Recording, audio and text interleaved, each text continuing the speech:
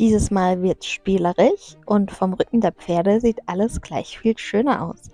Außerdem frühstücken wir traditionell, staunen das Fairy Tale und haben Spaß mit unserer Pumpe.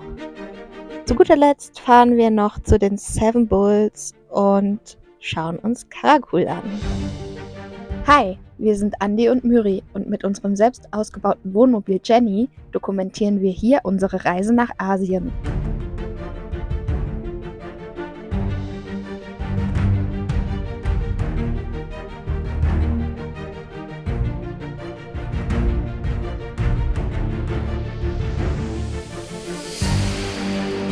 Hallo und Salam Alaikum aus Kirgisistan.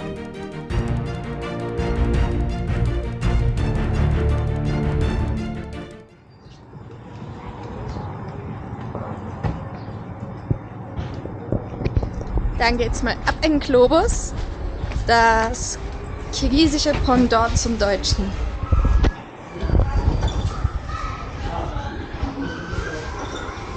Andi, Ja. kann der Globus zum deutschen Globus mithalten? Ja. 5. Juli und ich mache heute einen Ausflug mit einem Pferdchen ohne den Andi. Wir machen gerade eine Pause. Süß. Hier ist mein Guide. Und wir sind hier auf diesem Berg hoch. Wir haben die beste Aussicht. Wow. Da hinten ist der Isikul-See. Isikul? Wow. Und da sind die zwei süßen Ponys. Die Mücken sind doof, ich weiß. Das ist so cool. Ein kirgisisches Spiel. 5 Steine. Man muss immer versuchen, alle 1, 2, 3. 1. Oh. Das ist so cool. 1, 2, 3. Wow. 4. Wow. Okay.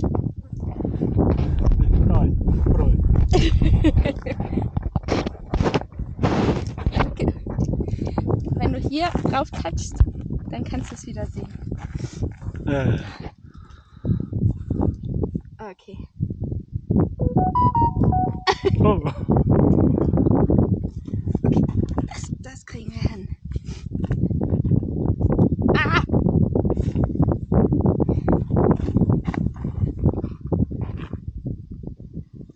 Ah! Nein! Jetzt sind wir mit den zwei süßen Pferdis hier oben angekommen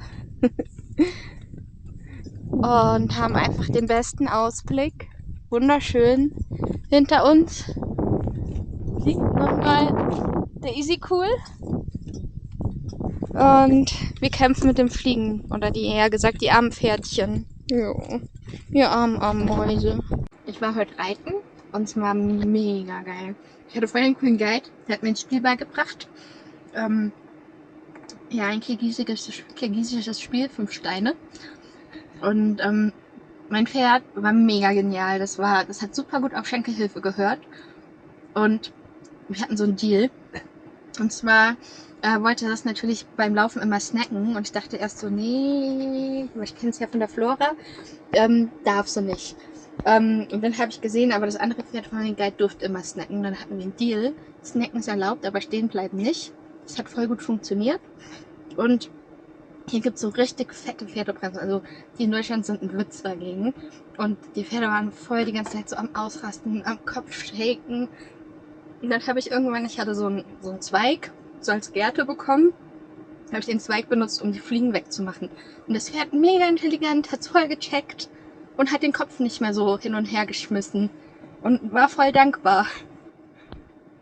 Und wie lange warst du reiten und wie viel hat es gekostet?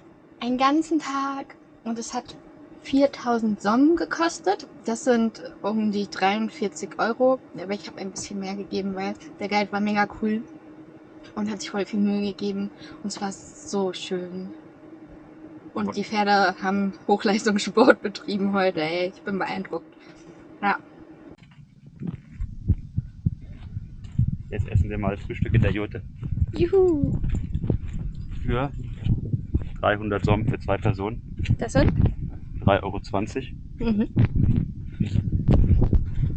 Wir haben nämlich heute Nacht hier auf dem Parkplatz übernachtet und da finden wir einfach, das ist das Mindeste, dass man dann hier sein Geld lässt.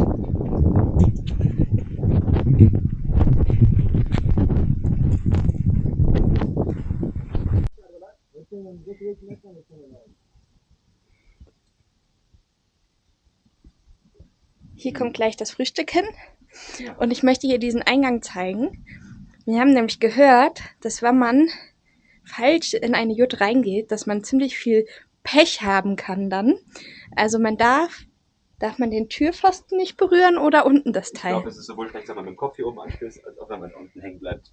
Das bringt, glaube ich, den Haussegen ins Ungleichgewicht. Genau. Meine Schuhe sind auch noch ein bisschen zu. Man sieht und hört von hier den Easy Cool und es hört sich an wie das Meer. Andi, erklär mal, was gibt's zum Frühstück? Also das ist kirgisisches Nationalgericht. Es ist eine kalte Suppe, vermutlich mit normalen Nudeln, Grasnudeln, Fleisch, Gewürzen und so weiter. Wir sehen gleich. Und dann gibt es noch so ein sehr fettiges, aber warmes Brot. Ich liebe Suppe zum frühstück. In dem Brot hier ist Kartoffel drin. Und Andi meinte, die Suppe schmeckt so, als wäre irgendwas Fermentiertes noch drin. Ich musste mir leider mein Spiel rausmachen. Ich war es zu scharf. Wir sind hier an einer Stelle am Easy Cool und haben diese niegelnagelneuen Tiny Häuschen, die bestimmt zum Urlaub machen sind, entdeckt. Die gucken wir uns jetzt mal an. Also kann man hier oben in top modernen Urlaub machen und da unten ist noch ein Jurtencamp. Da kann man dann einen traditionellen Urlaub machen. Ich glaube, die sind noch nicht ganz fertig. Die sind ja riesig. Aber man kann Also das sind jetzt nicht irgendwie kleine Mini-Häuschen. Und da kommt man dann noch oben in die 2. Etage. Oh, sowas könnte ich mir nicht vorstellen. Oben das Schlafzimmer, da hinten in der Ecke die Küche, links das Bad und hier vorne so einen riesengroßen Living Area. Das ist ja riesig. Ein Raupi. Willst du den Pokéball werfen? Und los! Pokéball, flieg! Ich hoffe, du wirst mal schön. Du wirst garantiert schön. So schön wie die Mürri. Oh, du kleiner Schleimer. Neben diesen Jurten gab es eine wirklich wunderschöne Bucht und dort gab es einen Sandstrand, wo auch ganz viele Einheimische hingegangen sind, um sich zu erfrischen. Die waren teilweise auch wirklich bis spät abends noch im Wasser, obwohl es eigentlich schon kalt, windig und sogar ein bisschen regnerisch war. Wir sind auch ins Wasser gegangen und haben ein bisschen gebadet. Dann sind wir irgendwann aufgebrochen im Laufe des Tages und weitergefahren Richtung Märchental oder Fairy Tale Canyon oder Skaza Valley.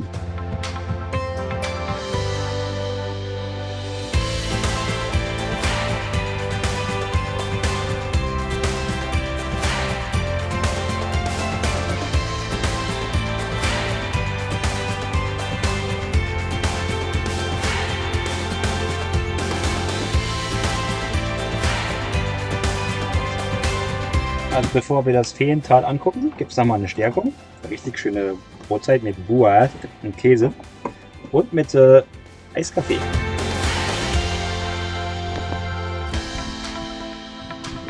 Also da hinten ist der Parkplatz und wir gehen jetzt in die Richtung, wo es richtig schön aussieht. Das Fairy Tale ist sehr touristisch und dementsprechend war dort sehr viel los, aber auch aus einem Grund, denn es ist wunderschön. Allerdings empfehlen wir festes Schuhwerk, denn man kann zwar überall hinklettern, aber es ist auch sehr rutschig. Guck dir mal diese Felsen an. So orange, ne? Das kommt auf dem Bild gar nicht rüber. Wie gerissen sie sind. Orange und rot. Ja. Grünlich. Dass da Schwefel drin wäre. Ui.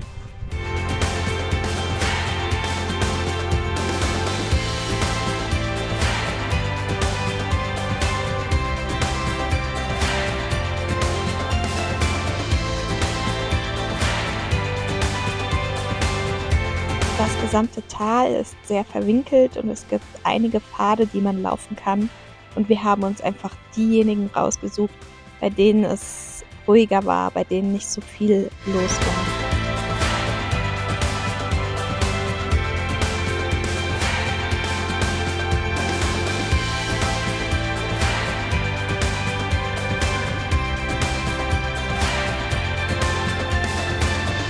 Die Landschaft hier ist so faszinierend.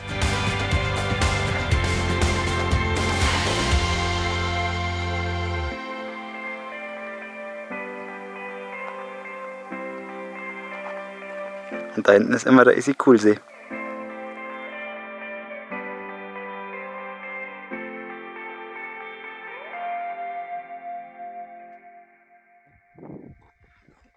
Zeig mal deine Kriegswunden.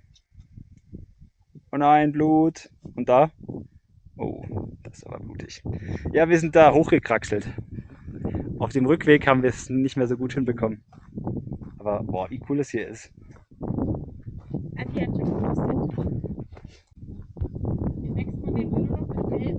Nur noch mit Helm.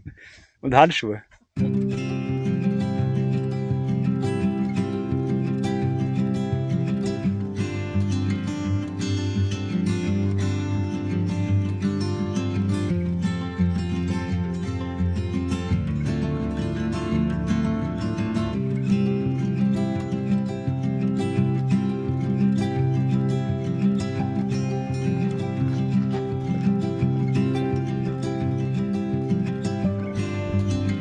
Juhu!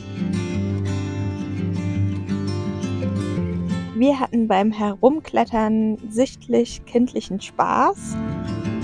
Hallo! Und ja, ich denke gerade drüber nach, wie viel der Eintritt zu dem Valley gekostet hat. Aber ich komme nicht mehr drauf. Es war auf jeden Fall nicht viel.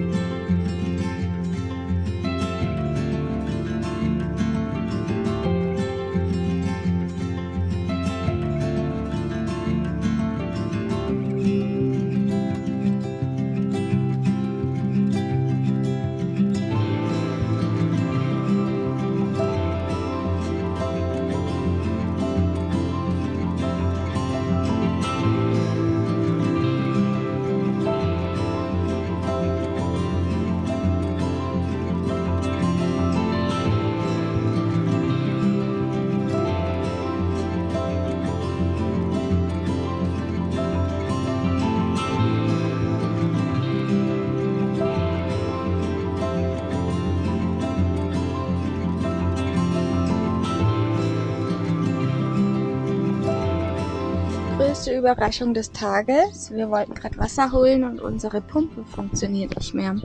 Jetzt haben wir festgestellt, dass die Sicherung rausgesprungen war, gleich zweimal.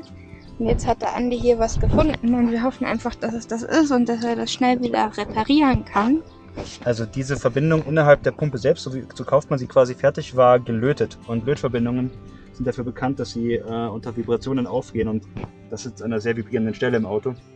Und dieses Kabel hat sich obendrein noch aufgescheuert hier. Genau. Und deswegen hoffe ich, dass das der Grund ist, warum uns immer die Sicherung rausgeflogen ist, jetzt beim Einschalten. Das wäre toll, wenn wir es jetzt wieder reparieren können.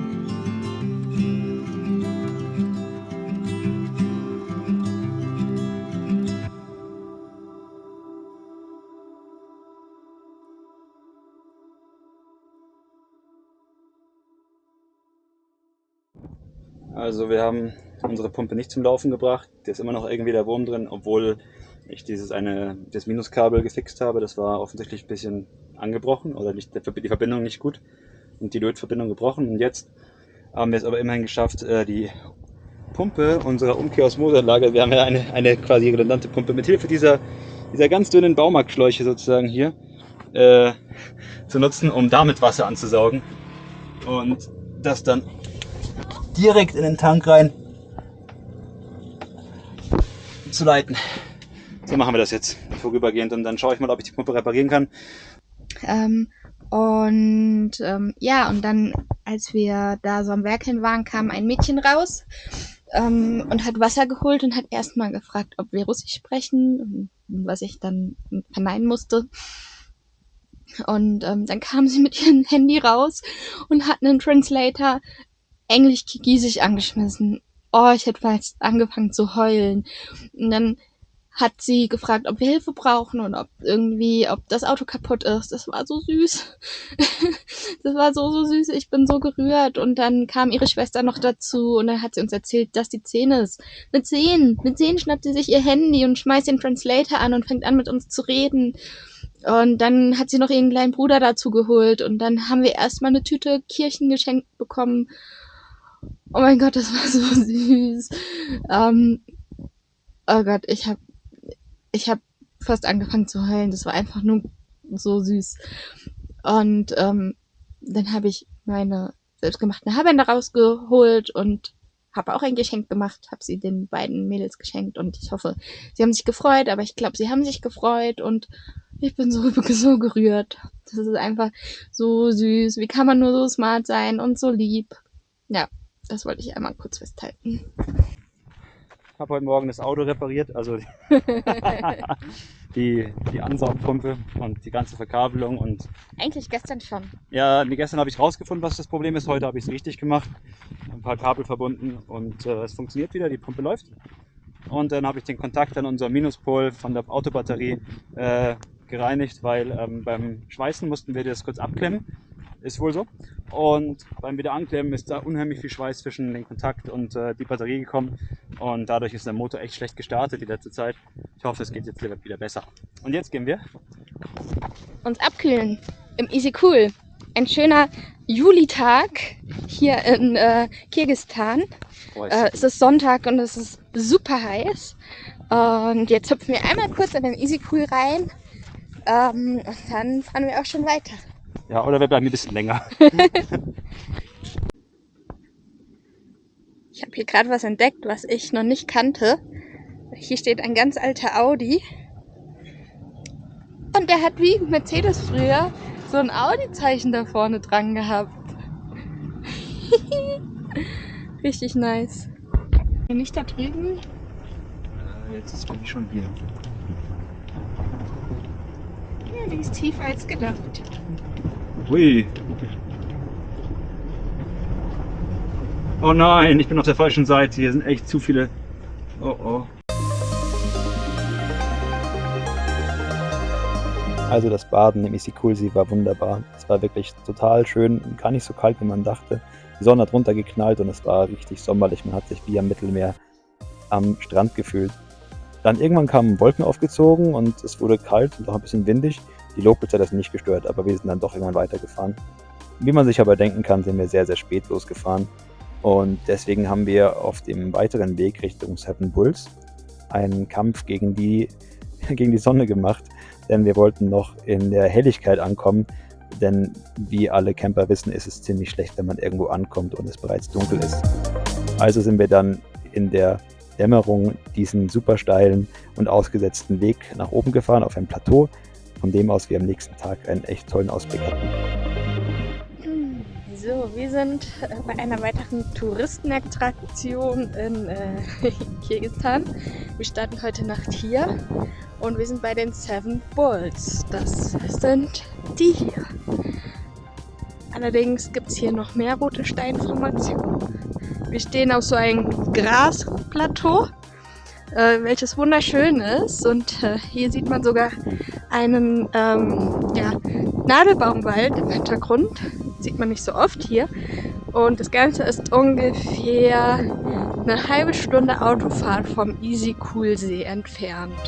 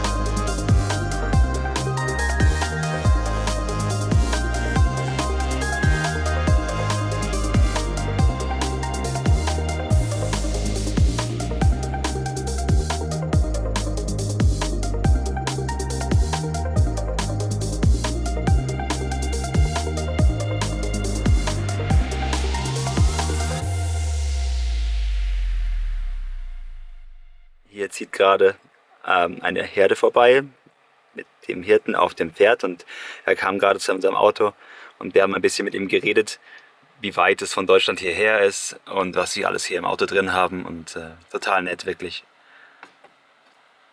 Was für eine schöne Landschaft hier auch, diese roten Felsen und jetzt mit der Herde im Vordergrund. Mit einem Jungpferd und einem kleinen Babywelpen. Miri ist glücklich. Schöner Platz hier. Von hier oben kann man auch ziemlich gut sehen, wie touristisch das Ganze ist. Da hinten sind ziemlich große Hotels und hier über das ganze Tal entlang sind Jurtencamps. Man kann hier etwas essen gehen. Wir haben gestern auch schon so Burgerläden gespottet und so. Überall stehen Jurten oder du kannst in ein Hotel. Und hier oben am Aussichtspunkt ist so eine kleine Holzhütte aufgebaut mit ein paar Pferdis davor. Du kannst was trinken. Ich gehe mal davon aus, wahrscheinlich auch die Pferde reiten. Ja. Also es ist schon ein besonderer Ort und man hat es erkannt und vermarktet es dementsprechend auch. Was ja auch eine gute Sache ist hier für die Leute. Die Kirgisen selbst haben gerade Urlaubsferien und man merkt es auch. Also die Kirgisen machen in ihrem eigenen Land sehr gerne Urlaub. Was ich absolut verstehen kann, es ist wunderschön. Und was mir aufgefallen ist, was ich auch ganz besonders schön finde, hier spielen ganz viele in ihrer Freizeit Volleyball. Das war auch schon in Tadschikistan so. Und hier in Kirgisistan ist es eben auch so, dass Kinder zusammen Volleyball spielen und total Spaß haben. Und es ist so schön anzusehen.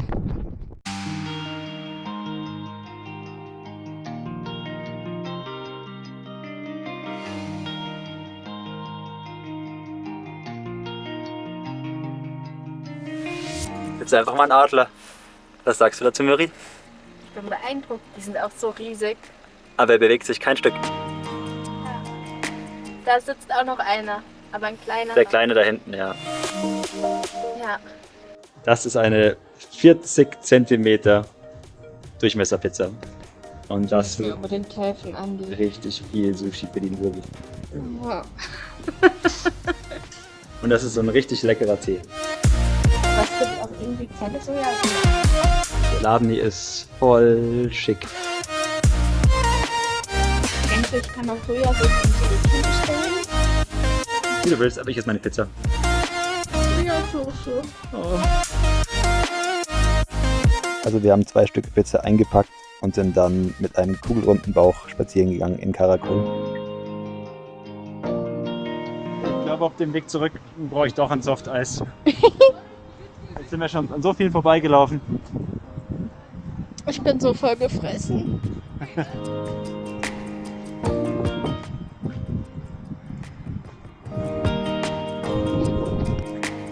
Da sind ganz viele, da ist irgendwas runtergefallen. Und einer passt von Oh oben auf. nein, die ziehen eine Banane aus dem Müll.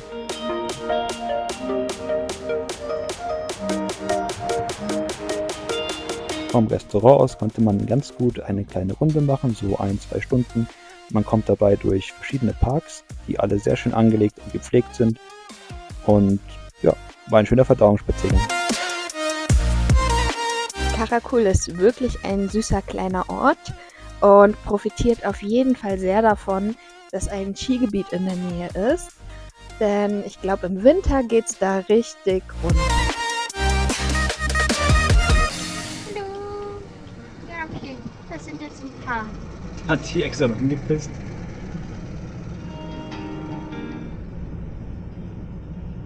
Ah, ui. Die Pizza. Ja, vielleicht machen wir mal ein bisschen Halt. Ich glaube, ich versuche trotzdem schon, mir meinen Weg durchzudingsen.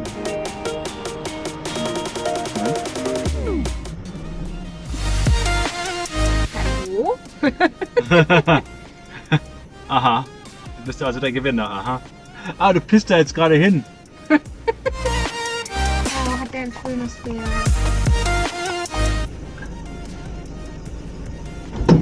Oh. Ja, ganz genau. Diese Kuh hat im Vorbeigehen unseren Spiegel eingeklappt, aber sie hat ihn nicht wirklich beschädigt, Gott sei Dank. An dieser Stelle sagen wir auch schon Ciao, Tschüss und auf Wiedersehen. Bis zum nächsten Mal.